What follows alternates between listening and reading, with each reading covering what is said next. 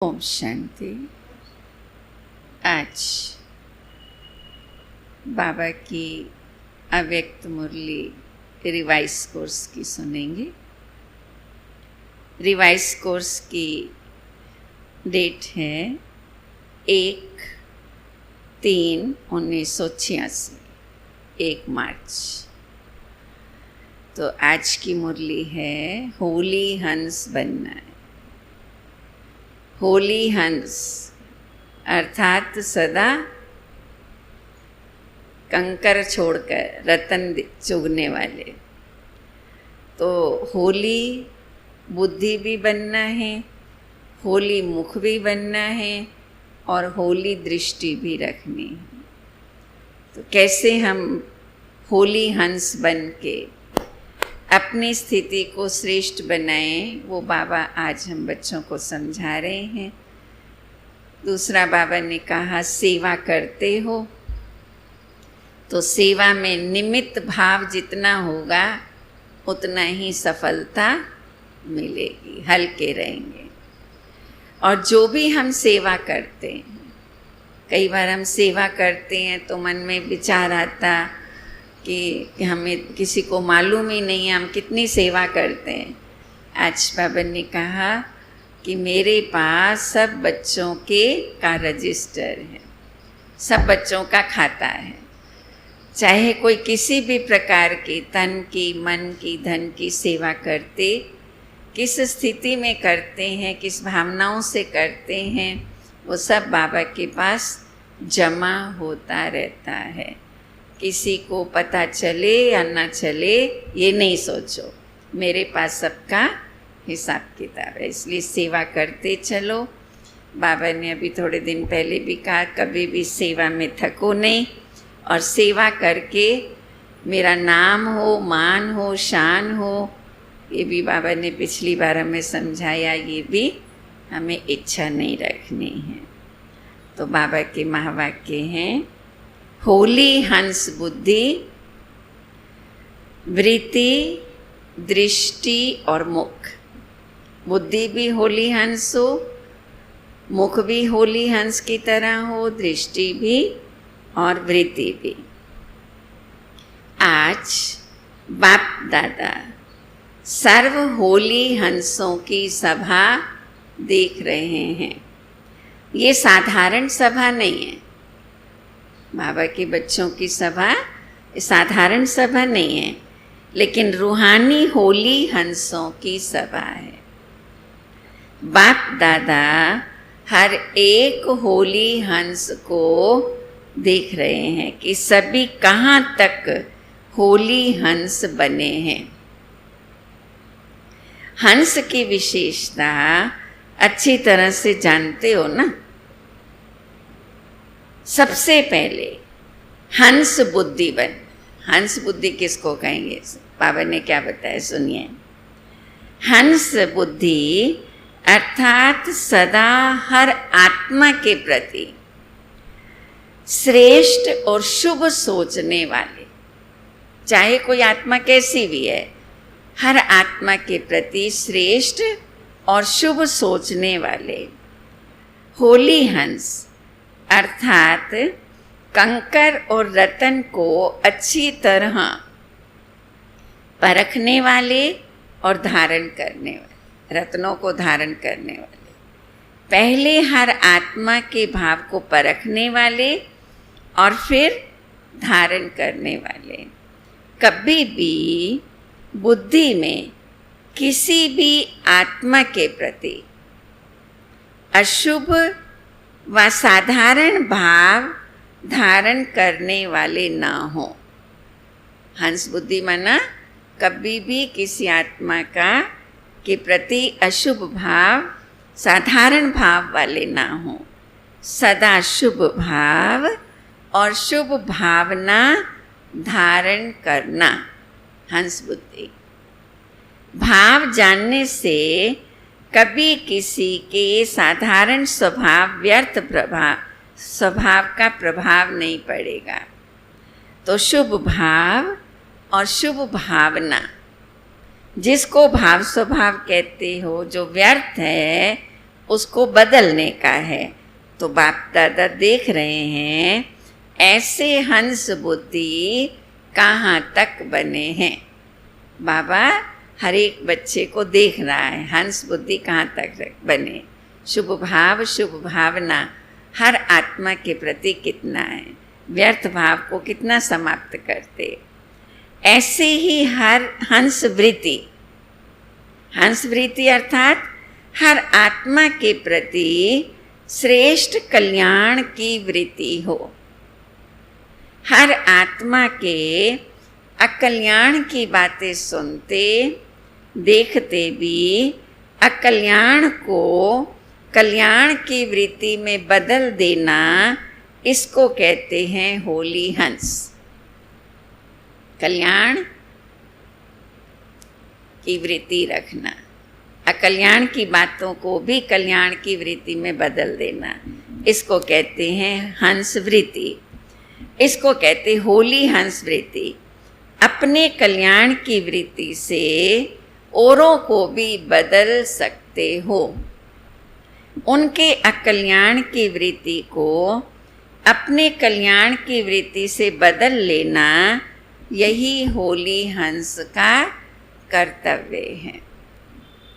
इसी प्रमाण हंस बुद्धि और हंस वृत्ति, अब बाबा समझा रहे हैं हंस दृष्टि। इसी प्रकार दृष्टि में हर आत्मा के प्रति श्रेष्ठ शुद्ध स्नेह की दृष्टि हो, स्नेह की दृष्टि हो, आत्मिक दृष्टि हो।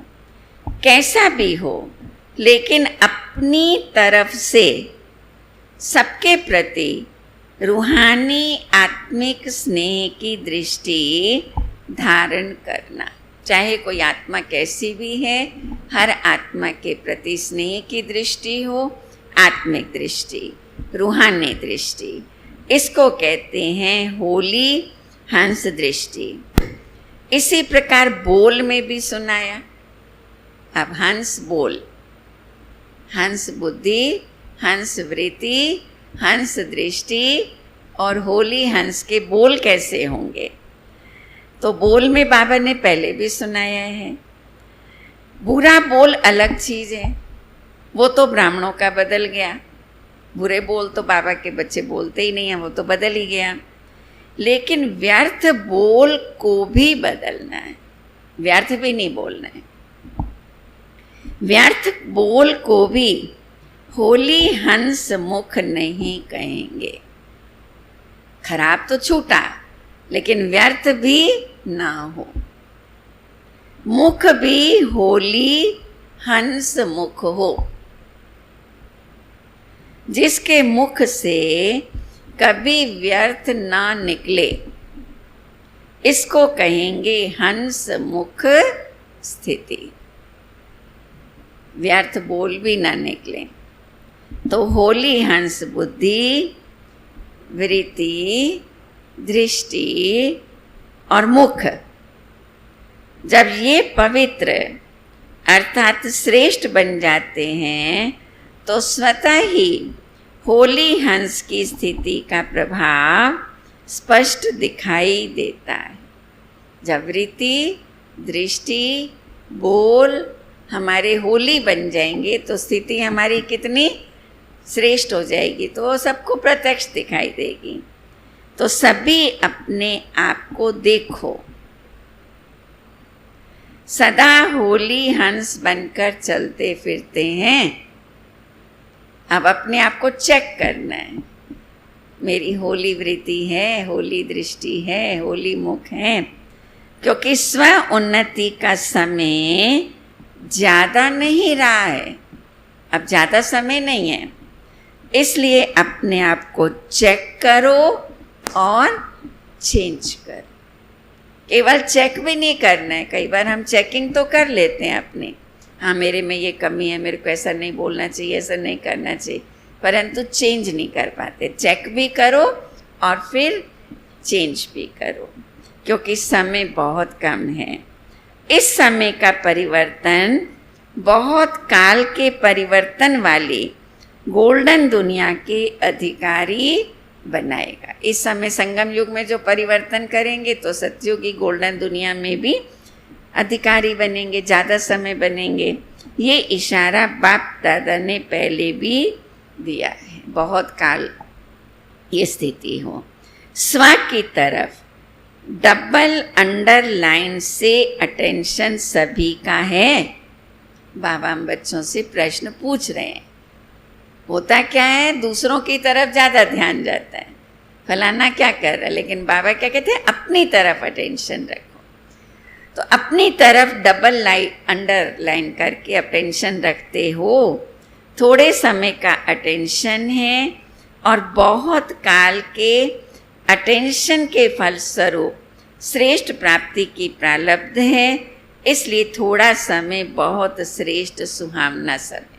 ये संगम युग का थोड़ा समय तो हमें अपने ऊपर अटेंशन रखना है ना, अपनी स्थिति को श्रेष्ठ बनाना है, लेकिन प्राप्ति कितनी होगी हमें, आधा कल्प इतनी बड़ी प्राप्ति होगी, तो ये थोड़ा सा समय पुरुषार्थ करना, ये कितना सुहावना श्रेष्ठ समय है। मेहनत भी नहीं है, सिर्फ क्या मेहनत करनी है, बाप ने जो कहा और धारण किया, बस बाबा जो कहे, जैसा कहे, उसको अपने जीवन में धारण करके चलना। और धारण करने से प्रैक्टिकल स्वतः ही होगा। होली हंस का काम ही है धारण करना। तो ये होली हंसों की सभा है ना, नॉलेजफुल बन गए, साधारण व्यर्थ को अच्छी तरह से समझ गए हो, तो समझने के बाद कर्म में स्वतः ही आता है। नॉलेजफुल तो बन गए, अच्छा क्या है, बुरा क्या है, सत्य असत्य को सब जान लिया, अब उसे धारण करना है, कर्म में आना है। वैसे भी साधारण भाषा में यही कहते हो ना कि अभी मेरी समझ में आया, फिर करने के बगैर रह नहीं सकते हो। तो जो बात को समझ लिया उसको फिर करो भी सही, नहीं तो समझने का क्या फ़ायदा हुआ। समझ करके भी वही के वही कर्म चलते रहें तो फिर तो इसका मतलब समझा ही नहीं है। तो पहले चेक करो कि साधारण अथवा व्यर्थ क्या है। कभी व्यर्थ व साधारण को ही श्रेष्ठ तो नहीं समझ लेते हो, होता व्यर्थ है, साधारण है, फिर कहते मैंने ठीक ही तो बोला, ठीक ही तो किया, ऐसे तो नहीं समझ लेते हो। इसलिए पहले पहले मुख्य बात है होली हंस बुद्धि। सही क्या है, गलत क्या है, उसको अच्छी तरह से समझो, उसमें स्वतः ही परखने की शक्ति आ जाती है। तो पहले हंस बुद्धि बनो, क्योंकि व्यर्थ संकल्प, व्यर्थ समय तब जाता है जब उसको परख नहीं होती कि राइट है या रॉन्ग है। तो अपने व्यर्थ को, रॉन्ग को राइट समझ लेते हैं, तब ज़्यादा समय व्यर्थ में जाता है। व्यर्थ लेकिन समझते हैं मैं तो समर्थ और राइट ही सोच रही हूँ, होता व्यर्थ है, जो मैंने कहा वही राइट है।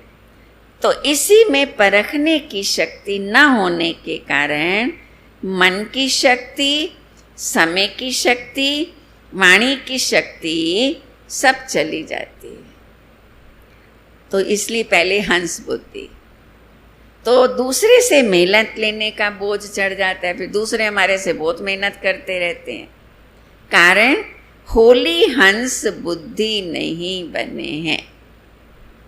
तो बाप दादा सभी होली हंसों को फिर से इशारा दे रहे हैं कि उल्टे को उल्टा नहीं करो, ये है ही उल्टा, ये नहीं सोचो, लेकिन उल्टे को सुलटा कैसे करूं ये सोचो। इसको कहा जाता है कल्याण की भावना। कोई उल्टा है तो आप भी उल्टा करने लग जाओ, नहीं, वो उल्टा है, आपका काम है उस उल्टा करना, उसके भाव को बदल देना, नेगेटिव को पॉजिटिव में करना। ये है कल्याण की भावना। श्रेष्ठ भाव, शुभ भावना से अपने व्यर्थ भाव स्वभाव और दूसरे के भाव स्वभाव को परिवर्तन करने की विजय प्राप्त करेंगे। समझा? पहले स्व पर विजयी, फिर सर्व पर विजयी और फिर प्रकृति पर विजयी बनेंगे। पहले स्व पर, फिर सर्व पर, फिर प्रकृति पर। तो तीनों विजय आपको विजय माला का मणका बनाएंगी। प्रकृति में वायुमंडल, वाइब्रेशन, स्थूल प्रकृति की समस्याएं सब आ जाते हैं। तो स्व पर विजय, सर पर विजय, प्रकृति में वायुमंडल, परिस्थितियाँ, स्थूल प्रकृति की समस्याएं, वाइब्रेशन सब आ जाते। तो तीनों पर विजयी हो। इसी आधार से विजय माला का नंबर अपना देख सकते हो। इसलिए नाम ही रखा है वैजयंती माला। तो सभी विजयी हो ना। अच्छा, आज ऑस्ट्रेलिया वालों का टर्न है। ऑस्ट्रेलिया वालों को मधुबन से भी गोल्डन चांसलर बनने का चांस मिलता है, क्योंकि सभी को आगे रखने का चांस देते हो। ये विशेषता है। औरों को आगे रखना, ये चांस देना, अर्थात चांसलर बनना है। दूसरों को आगे रखना माना खुद भी आगे बढ़ना है। चांस लेने वाले को, चांस देने वालों को, दोनों को चांसलर कहते हैं। तो बाप दादा सदा हर बच्चे की विशेषता देखते हैं और वर्णन करते हैं। ऑस्ट्रेलिया में पांडवों को सेवा का चांस अच्छा मिला हुआ है। भाई लोग वहाँ बहुत अच्छी सेवाएं करते हैं। ज़्यादा सेंटर्स भी पांडव संभालते हैं। ऑस्ट्रेलिया में भाई ही सेंटर संभालते। शक्तियों ने पांडवों को चांस दिया है आगे बढ़ने का। तो आगे रखने वाले सदैव आगे रहते ही हैं। ऐसे नहीं कि हमने किसी को आगे बढ़ाया तो हम पीछे हट जाएंगे, वो तो आगे रहते ही हैं। ये भी शक्तियों की विशालता है। लेकिन पांडव अपने को सदा निमित्त समझ सेवा में आगे बढ़ रहे हो ना। सेवा में निमित्त भाव ही सेवा की सफलता का आधार है। सेवा करें, लेकिन सेवा में मैंपन का भाव ना हो। निमित्त भाव से सेवा करो तो सफलता है। बाप दादा 3 शब्द कहते हैं ना, जो साकार द्वारा लास्ट में उच्चारण किए। जब बाबा की साकार मुरली 18 जनवरी 69 में जब बाबा अव्यक्त हुए, 8 से 9 बजे बाबा ने मुरली चलाई और 9 बजे के बाद बाबा व्यक्त हुए। उस लास्ट की मुरली में बाबा के 3 महावाक्य, 3 शब्द विशेष हमारे लिए धारणा के लिए हैं। कौन से 3 शब्द?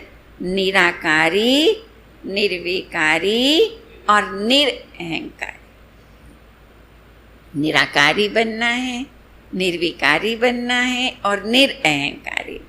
ये तीनों विशेषताएं निमित्त भाव से स्वतः ही आती हैं।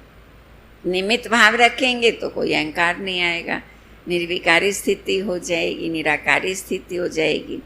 तो निमित्त भाव नहीं तो इन तीनों विशेषताओं का अनुभव नहीं कर सके।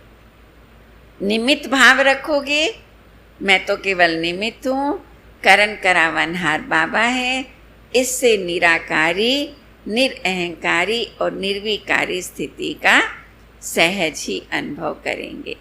नहीं तो अनुभव नहीं होगा। निमित्त भाव अनेक प्रकार के मैंपन और मेरापन सहज ही खत्म कर देता है।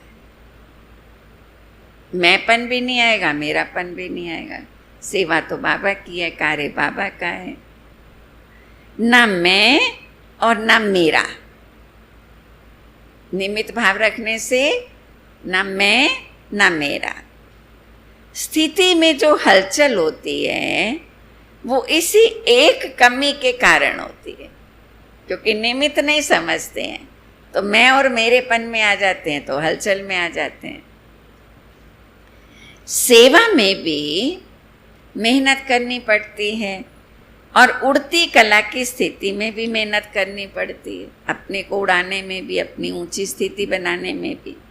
निमित्त हैं, अर्थात निमित्त बनाने वाला सदा याद रहे। मैं तो निमित्त हूँ, पर मुझे निमित्त बनाया किसने, तो सदा बाबा याद रहेगा, तो स्थिति कितनी श्रेष्ठ रहेगी। तो इस विशेषता से सदा सेवा की वृद्धि करते हुए आगे बढ़ रहे हो ना। सेवा का विस्तार होना, ये भी सेवा की सफलता की निशानी। सेवाएं आगे बढ़ रही हैं तो सफलता मिल रही है। अभी अचल अडोल स्थिति के अनुभवी हो गए हो ना, समझा। ऑस्ट्रेलिया के भाई बहन बाबा के सामने बैठे हैं, तो ऑस्ट्रेलिया अर्थात कुछ एक्स्ट्रा है जो औरों में नहीं है, कोई विशेषता है। ऑस्ट्रेलिया में और वैरायटी गुजराती आदि नहीं है। चैरिटी बिगेंस एट होम का काम ज़्यादा किया है, वहीं के निवासी हैं ज़्यादा। बाबा के बच्चे जो बने वो वहीं के ही रहने वाले हैं। जैसे पिछले संडे को बाबा ने अफ्रीका के भाई बहनों से बात की, तो वहाँ गुजराती बहुत सारे थे। तो वो बाबा कहते हैं वहाँ गुजराती इतने नहीं हैं, लेकिन वहीं के रहने वाले ही बाबा के बने। तो हम जिसको जगाया है, कुमार कुमारियों का अच्छा कल्याण हो रहा है। इस जीवन में अपने जीवन का श्रेष्ठ फैसला करना होता है। कुमार और कुमारियों को फैसला करना होता है ना, क्या करना है। कुमार कुमारी बनकर के, बाबा के बच्चे बनकर के चलना है, या शादी आदि करके मायावी दुनिया में जाना, इसी जीवन में फैसला करना होता। अपनी जीवन तो बना ली, तो सदा के लिए श्रेष्ठ बन गए। उल्टी सीढ़ी चढ़ने से बच गए, विकारों की सीढ़ी चढ़नी ही नहीं पड़ेगी। बाबा के बच्चे कुमार कुमारियाँ तो कितनी बातों से बच गए, उल्टी सीढ़ी नहीं चढ़नी पड़ेगी, तो बच गए ना। नहीं तो फिर वापस चढ़ो उल्ट विकारों की सीढ़ी, फिर उतरो, मेहनत करनी पड़ेगी। बाप दादा खुश होते हैं किसको, कुमार कुमारियों को देखकर। एक दो से अनेक दीपक जग दीपमाला बना रहे हैं। जैसे एक दीपक जगता है, दीपक से दीपक जगता है तो दीपमाला हो जाती है। ऐसे ही एक बाबा के ज्ञान में चला, दूसरे को चलाया, तीसरे को चलाया, तो बहुत अच्छी बाबा की दीपमाला बन गई। उमंग उत्साह बहुत अच्छा है सेवा का। सेवा में बिजी रहने से उन्नति अच्छी कर रहे हैं, क्योंकि जितना सेवा में बिजी रहेंगे तो क्या होगा, माया से सेफ रहेंगे ना, तो बहुत अच्छी उन्नति होगी। तो एक तो निमित्त भाव की बात सुनाई कि सेवा करो तो किस भाव से करो, मैं तो केवल निमित्त हूँ। उसके ऊपर बाबा ने क्या समझाया, निमित्त भाव रखने से निराकारी, निर्विकारी और निरअहंकारी स्थिति स्वतः ही बन जाएगी और सेवा में भी सफलता मिलेगी। तो एक तो निमित्त भाव की बात सुनाई। दूसरा, जो सेवा के निमित्त बनते हैं उनों के लिए स्व उन्नति और सेवा की उन्नति प्रति एक विशेष स्लोगन सेफ्टी का साधन है। जो सेवा के निमित्त बनते हैं वो सेफ रहते हैं। किस बात से, एक स्लोगन उनकी बहुत सेफ्टी करता है। हम निमित्त बने हुए जो करेंगे हमें देख सब करेंगे। निमित्त बनने से क्या फ़ायदा है, उनको ये स्लोगन याद रहता है, मैं निमित्त हूँ, मैं जैसा कर्म करूँगी मुझे देखकर दूसरे करेंगे, क्योंकि मैं निमित्त हूँ, मैं सबके सामने एग्जाम्पल हूँ, तो अपने ऊपर पूरा अटेंशन रहता है। तो हमें देख सब करेंगे, क्योंकि सेवा के निमित्त बनना अर्थात स्टेज पर आना। सब देखते हैं ना, हमको स्टेज पर आते हैं। जैसे कोई पाठधारी जब स्टेज पर आता है तो कितना टेंशन रखता है। तो सेवा के निमित्त बनना अर्थात स्टेज पर पाठ बजाना, सब हमको देखते हैं ना, ये कैसे बोल रहे हैं, कैसे चल रहे हैं, कैसे योग में बैठे हैं, तो हम दूसरों के सामने एग्जाम्पल बन जाते हैं सेवाधारी बनने से। तो स्टेज की तरफ सबकी नज़र होती है, जो जितना हीरो एक्टर होता उस पर ज़्यादा नज़र होती है। तो ये स्लोगन सेफ्टी का साधन है। जैसा कर्म मैं करूँगा, मुझे देख दूसरे करेंगे। तो सेवाधारी को ये याद रहता है, इसलिए उसकी सेफ्टी होती है। वो बहुत अच्छा पुरुषार्थ करता है, माया से भी बचा रहता है। इससे स्वतः ही उड़ती कला का अनुभव करेंगे। वैसे तो चाहे सेंटर पे रहते हो या कहाँ भी रह के सेवा करते हो, सेवाधारी तो सभी हैं। सभी बाबा के बच्चे सेवाधारी हैं। कई अपने निमित्त स्थानों पर रहकर सेवा का चांस लेते, वो भी सेवा की स्टेज पर ही हैं। चाहे घर में रहते हैं, चाहे सेंटर पे रहते हैं। सेवा के सिवाय अपने समय को व्यर्थ नहीं गंवाना चाहिए। सेवा का खाता बहुत जमा होता है। सच्चे दिल से सेवा करने वाले अपना खाता बहुत अच्छी तरह से जमा कर रहे हैं। सेवा करने से पुण्य का खाता बहुत जमा होता है। बाप दादा के पास हर एक बच्चे का आदि से अंत तक का सेवा का खाता है और ऑटोमेटिकली उसमें जमा होता रहता है। आप जो जो करते जाते हो वो सब खाते में जमा होता रहता है। एक एक का अकाउंट नहीं रखना पड़ता है। अकाउंट रखने वालों के पास बहुत फाइल होती है। बाप दादा के पास कोई स्थूल फाइल नहीं है। एक सेकंड में हर एक का आदि से अंत तक का रजिस्टर सेकंड में इमर्ज होता है। हर एक की फाइल है बाबा के पास। एक सेकंड में बाबा के पास जमा हो जाता है। ऑटोमेटिक जमा होता रहता है। ऐसे कभी नहीं समझना हमको तो कोई देखता ही नहीं है, हमको तो कोई समझता ही नहीं है। मैंने इतनी सेवा की फिर भी मेरा नाम नहीं हुआ, मान नहीं मिला, शान नहीं मिली, मेरा किसी ने क्लास में नाम भी अनाउंस नहीं किया। ऐसे कभी नहीं समझना कि मेरे को तो कोई समझता ही नहीं है।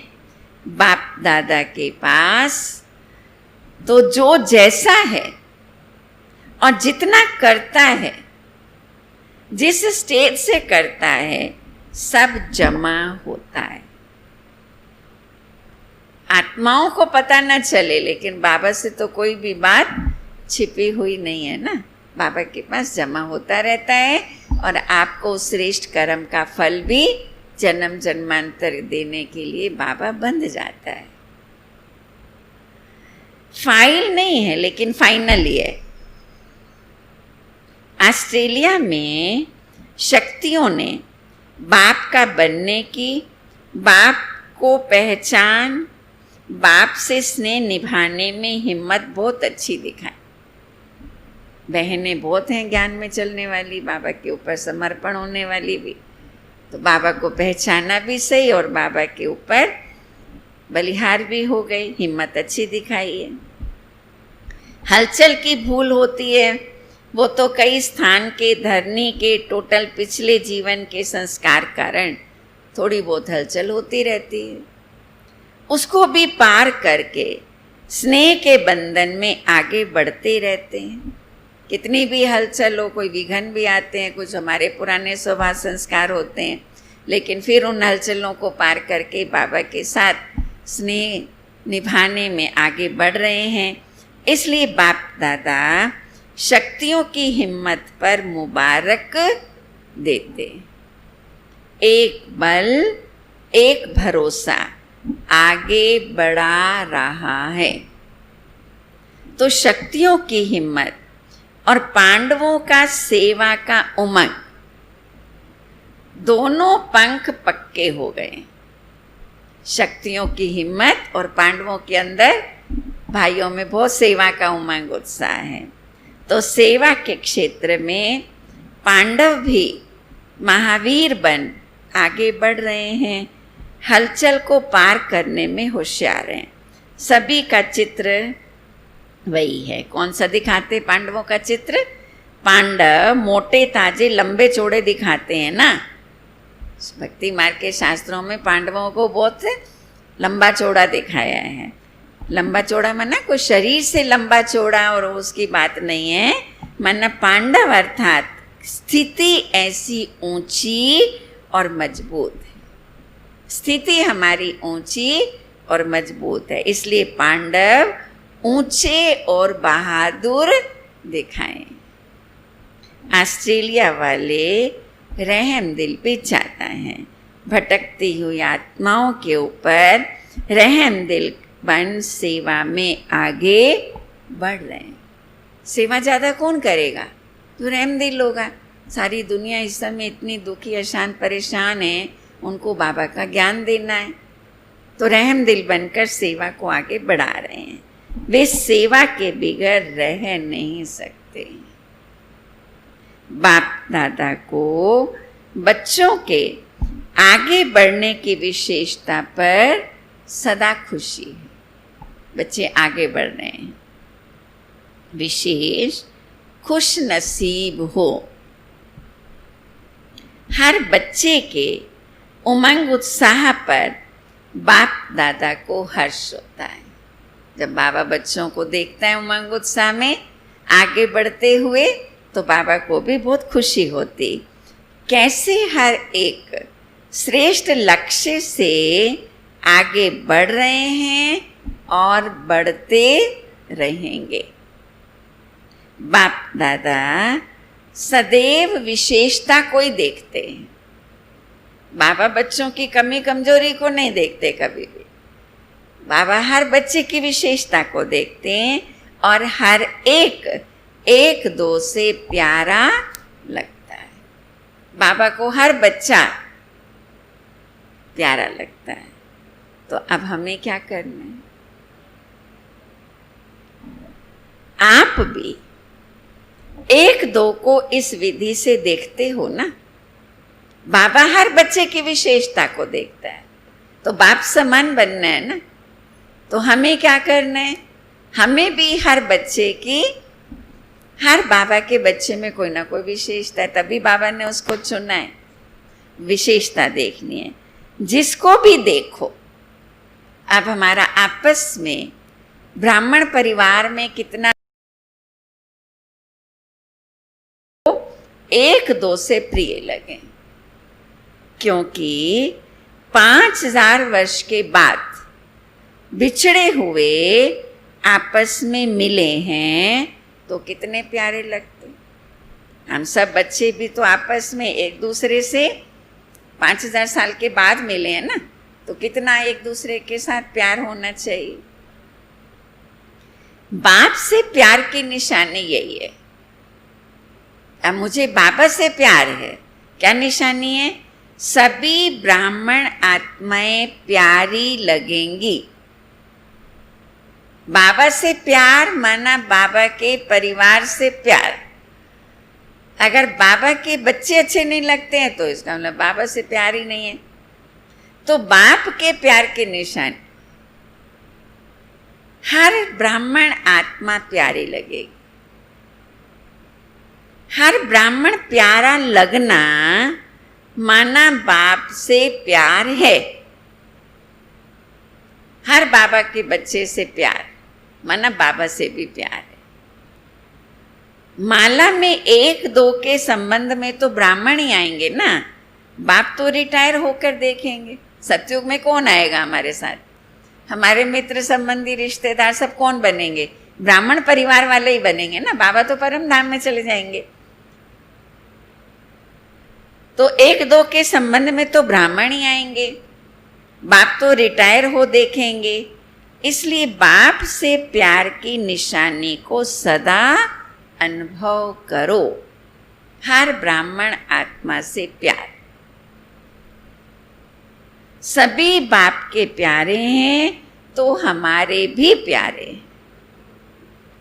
बाबा को उस आत्मा से प्यार है, बाबा ने उसको अपना बनाया है, तो वो मेरा भी है, मुझे भी उससे प्यार है। समझा? बाबा से प्यार की निशानी हर ब्राह्मण आत्मा से प्यार। पार्टियों से बाबा की मुलाकात। सभी अपने को विशेष आत्मा समझते हो? बाबा प्रश्न पूछ रहे हैं, मैं विशेष आत्मा हूं, ये समझते हो? विशेष आत्मा है, विशेष कार्य के निमित्त हैं और विशेषताएं दिखानी। ऐसे सदा स्मृति में रहे। विशेष स्मृति साधारण स्मृति को शक्तिशाली बना देती। मैं विशेष आत्मा हूँ, मैं विशेष आत्मा हूँ, तो हर बात में विशेषता होगी, व्यर्थ को समाप्त कर देती। मैं विशेष आत्मा हूँ तो मुझे व्यर्थ नहीं बोलना है, व्यर्थ नहीं सोचना है, व्यर्थ नहीं करना, अपने आप व्यर्थ खत्म हो जाएगा। तो सदा विशेष शब्द को याद रखना। बोलना भी विशेष, देखना भी विशेष, करना भी विशेष और सोचना भी विशेष। जैसे सब दुनिया वाले बोलते हैं, चलते हैं, सोचते हैं, करते हैं, ऐसा नहीं। उसमें अलौकिकता हो, उसमें रूहानियत हो। तो बोलना भी विशेष, करना भी विशेष, सोचना भी विशेष, देखना भी विशेष। हर बात में विशेष शब्द लाने से स्वतः ही बदल जाएंगे। क्या स्मृति रखने के लिए बाबा कह रहे हैं, मैं विशेष आत्मा हूं। तो फिर आपके बोल भी विशेष, दृष्टि भी विशेष, कर्म भी विशेष, स्थिति भी विशेष, सोचना भी विशेष हो जाएगा। इस स्मृति से स्व परिवर्तन, विश्व परिवर्तन सहज हो जाएगा। मैं विशेष आत्मा हूं। हर बात में विशेष शब्द को ऐड करते जाना। इसी से जो संपूर्णता को प्राप्त करने का लक्ष्य है, मंजिल है, उसको प्राप्त कर लें। तो संपूर्ण बनने के लिए विशेष शब्द को याद रखो। दूसरा ग्रुप, सदा बाप और वर्षे की स्मृति में रहते हो। क्या याद रहे? सदा बाबा और बाबा से स्वर्ग का वर्षा मिलता, ये सदा स्मृति रहती है। श्रेष्ठ स्मृति द्वारा श्रेष्ठ स्थिति का अनुभव होता है। स्थिति का आधार है स्मृति। स्मृति कमजोर है तो स्थिति भी कमजोर हो जाती। तो जैसी स्मृति होगी वैसी स्थिति बनेगी। स्मृति सदा शक्तिशाली रहे। वो शक्तिशाली स्मृति क्या है? क्या स्मृति में रखो जिससे स्मृति श्रेष्ठ हो तो स्थिति भी श्रेष्ठ बन जाएगी। एक शब्द याद रखो, मैं बाप का और बाप मेरा। मैं बाबा का, बाबा मेरा। स्मृति श्रेष्ठ तो स्थिति भी श्रेष्ठ बन जाएगी। इस स्मृति से शक्तिशाली स्थिति रहेगी और दूसरों को भी शक्तिशाली बनाएंगे। तो सदा स्मृति के ऊपर विशेष अटेंशन रहे। समर्थ स्मृति, समर्थ स्थिति, समर्थ सेवा स्वतः होती रहे। स्मृति समर्थ और स्थिति समर्थ होगी तो सेवा भी समर्थ होगी। स्मृति, स्थिति, सेवा तीनों ही समर्थ हों। जैसे स्विच ऑन करो तो रोशनी हो जाती है, ऑफ करो तो अंधियारा हो जाता, ऐसे स्मृति भी एक स्विच है। स्मृति का स्विच अगर कमजोर है तो स्थिति भी कमजोर है। तो क्या स्मृति में रखो, मैं बाबा का, बाबा मेरा। देखो कितने शक्तिशाली बन जाएंगे। इसी से स्वयं का और सर्व का कल्याण है। नया जन्म हुआ तो नई स्मृति हुई, पुरानी स्मृतियां सब समाप्त। इस विधि से सदा सिद्धि को प्राप्त करते चले। तीसरा ग्रुप, सभी अपने को भाग्यवान समझते हो। वरदान भूमि पर आना ये महान भाग्य है। मधुबन वरदान भूमि है ना, सबके कदम नहीं पड़ते हैं, तो जो बाबा के बच्चे जाते हैं कितना बड़ा भाग्य है। एक भाग्य वरदान भूमि पर पहुंचने का मिल गया। इसी भाग्य को जितना चाहो श्रेष्ठ बना सकते हो। श्रेष्ठ मत ही भाग्य की रेखा खींचने की कलम है। इसमें जितना भी अपनी श्रेष्ठ रेखा बनाते जाएंगे उतना श्रेष्ठ बनते जाएंगे। सारे कल्प के अंदर यही श्रेष्ठ समय भाग्य की रेखा बनाने का है। संगम युग ही अपना श्रेष्ठ भाग्य की रेखा बनाने का समय है। ऐसे समय पर, ऐसे स्थान पर पहुंच गए तो थोड़े में खुश होने वाले नहीं ना। जितना लंबी लकीर भाग्य की रेखा खींचना चाहो खींच सकते हो। बाबा कहते मैंने कलम तुम्हारे हाथ में दे दी है, तो थोड़े में खुश होने वाले नहीं। जब देने वाला दाता दे रहा है तो लेने वाला थके क्यों? देने वाला भंडार खुला करके बैठा है, ले ले जितना जी चाहे, दौलत की है भरमार, फिर थकते क्यों लेने में? बाप की याद ही श्रेष्ठ बनाती है। बाप को याद करना अर्थात पावन बनना। जन्म जन्म का संबंध है तो याद क्या मुश्किल है? भगवान के साथ तो हमारा हर जन्म का नाता है ना। सिर्फ स्नेह से और संबंध से याद करो। जहाँ स्नेह होता है माँ याद ना आए ये हो नहीं सकता है। जिससे प्यार होता है, स्नेह होता है, तो वहाँ याद तो नेचुरली होती है। बाबा की याद है नहीं आती है, ये कैसे हो सकता है? भूलने की कोशिश करो तो भी याद होता है ना। जिससे स्नेह होता है वो तो भुलाए भी नहीं भूलता है। तो बाबा से स्नेह है तो फिर बाबा कैसे याद नहीं आएगा? जरूर याद आएगा। हर पल, हर क्षण, हर श्वास में बाबा की याद समाई हुई है। अच्छा, ओम शांति। आज का वरदान है मस्तक द्वारा संतुष्टता के चमक की झलक दिखाने वाले साक्षात्कार मूर्त भव। मस्तक द्वारा संतुष्टता की चमक दिखाने वाले साक्षात्कार मूर्त भव, जो सदा संतुष्ट रहते हैं, उनके मस्तक से संतुष्टता की झलक सदा चमकती रहती है। उन्हें कोई भी उदास आत्मा यदि देख लेती है तो वो भी खुश हो जाती है और उसकी उदासी मिट जाती। संतुष्ट आत्मा सदा प्रसन्न चित्त होगी, तो उसकी प्रसन्नता, उसकी संतुष्टता को देखकर दूसरी आत्मा भी, चाहे वो उदास भी, वो भी खुश हो जाती है, उदासी मिट जाती। जिनके पास संतुष्टता की खुशी का खजाना है, उनके पीछे स्वतः ही सब आकर्षित होते हैं। उनका खुशी का चेहरा चैतन्य बोर्ड बन जाता है। उनके चेहरे से ही सेवा होती है। अनेक आत्माओं को बनाने का परिचय देता है। उनका खुशी का चेहरा चैतन्य बोर्ड बन जाता है, जो अनेक आत्माओं को बनाने वाले का परिचय देता है। शिव बाबा का परिचय में आप इतने खुश कैसे रहते हो? भाई हमें ऐसा किसने बनाया? बाबा ने बनाया। तो उनकी खुशी, उनका चेहरा ही बाबा का परिचय, बनाने वाले का परिचय दे देता है। इतना खुशी का खजाना, इतनी अच्छी स्थिति, टेंशन फ्री बाबा ने बनाया।